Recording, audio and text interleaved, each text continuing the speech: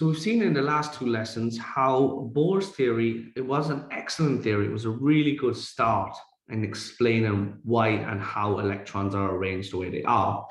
But theories need evidence to back them up. And unfortunately, there were some serious limitations to Bohr's theory that were coming up. So this often comes up in exam questions where you're asked about what are the limitations to Bohr's theory. And what this really means is, where does it fall short? Where does the evidence not support it? Okay, so the first thing we saw of a limitation of Bohr's theory is that he did not, or the theory itself doesn't account for the existence of sublevels. So Bohr, in his original theory, never mentioned anything about sublevels existing. So he said each line represented a transition between energy levels, and he didn't account for the fact that there was sometimes lots of little lines close together that couldn't be separate energy levels. Remember, as a quick diagram, we saw what this looked like if we had an emission spectra. Okay, it would normally be a black background with colored lines. And what Bohr originally saw with his original pieces of equipment was he just saw separate individual lines like this. It's a green line. But when he looked closer, when his equipment improved and he could zoom in for a look, he actually discovered that this section here, where he originally saw one green line, was really made up of more than one green line just really close together, so they looked like one line. So it was actually more like something like this. So okay, so these here, oh, don't do that on me. Yeah, okay, so these here would be sublevels. Okay, so his theory didn't account for the existence of sublevels. That's the first place where it had a limitation or where it fell short. The second thing is that it didn't account, so it didn't account for the last thing that we found out, and that was de Broglie's idea about wave-particle duality. So Bohr's original theory didn't account for wave-particle duality. So we never made any mention of the fact that the electron can behave both as a wave and as a particle. So here is the electron as a particle, and here is the electron as a wave. So this came after, and he hadn't accounted for that. Another idea, or another thing that he didn't account for, was that, well, Bohr described the electrons as basically in these fixed energy parts around the nucleus, where the electron, sorry, I'll draw it in blue here. I suppose it could be described as moving along this path here like that. And it might be moving at different speeds. But Bohr said if it was in the first energy level, it was in the ground state, it would definitely be found here. It would definitely be found at this fixed energy value. It would be found at this distance from the nucleus. And it would be found moving at a certain speed and with a certain motion. It would be going round and around the nucleus at a certain speed. And it should be doing that all the time unless, you know, it absorbed energy. Now, there was a guy called Heisenberg. And Heisenberg came up with a very famous thought experiment. Now, it was a thought experiment only because he couldn't really measure this. But his thought experiment went like this.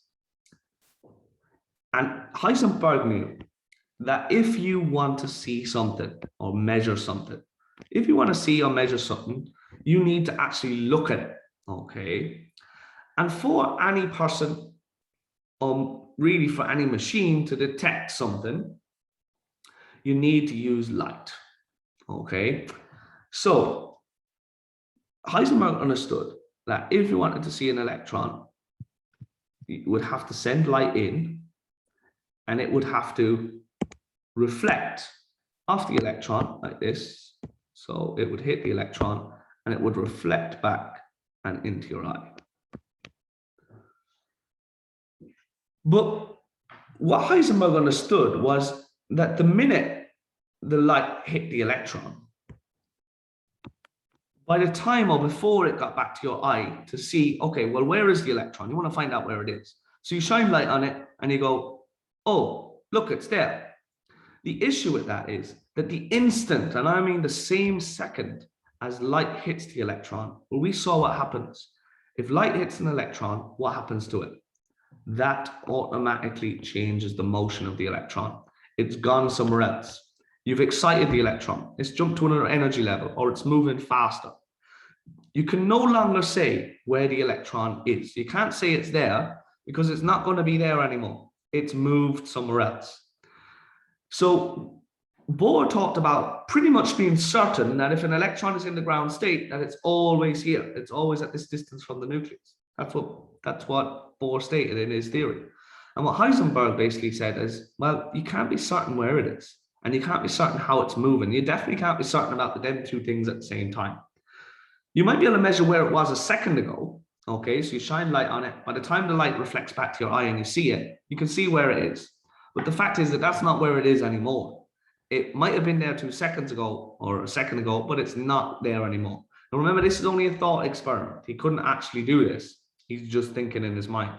It's impossible to find out too much about the electron. And in particular, it's impossible to find out where it is and how it's moving or what speed it's moving at the same time. It's just not possible, because the minute you try and measure it, you fire some light at it, it's gone, it's changed, it's moved somewhere else. And this kind of left a kind of funny idea for Heisenberg. Well, can we really be sure it's moving around on this path at all? Okay, we can't be sure about anything. It might be there, but it might be over here, and it might be over here, and it might be over here. We can't be sure that it's there all the time. And the only way that we can go and check is to use light, and then you can't actually figure out where it is because it's gone again. It's moved somewhere else. So this was what we call Heisenberg's uncertainty principle. You can't be certain about where the electron is and how it's moving at the same time. And this caused real problems for Bohr's theory in that it was a great explanation. It was reasonably simple to help us explain where the electrons are, but it's probably not the most modern explanation of how electrons are arranged. And the reason for that is it breaks all of these rules. So what is the Heisenberg's uncertainty principle? As you see, it's in red here. My students know if it's in red, it's a definition. It needs to go into your dictionary. So pause the video and record that now. So Heisenberg's uncertainty principle states that it's impossible to know both the position and the speed or the velocity of an electron at the same time. When you go measure it, you've changed the electron, you've given it energy, and it's now moving differently or it's in a different position.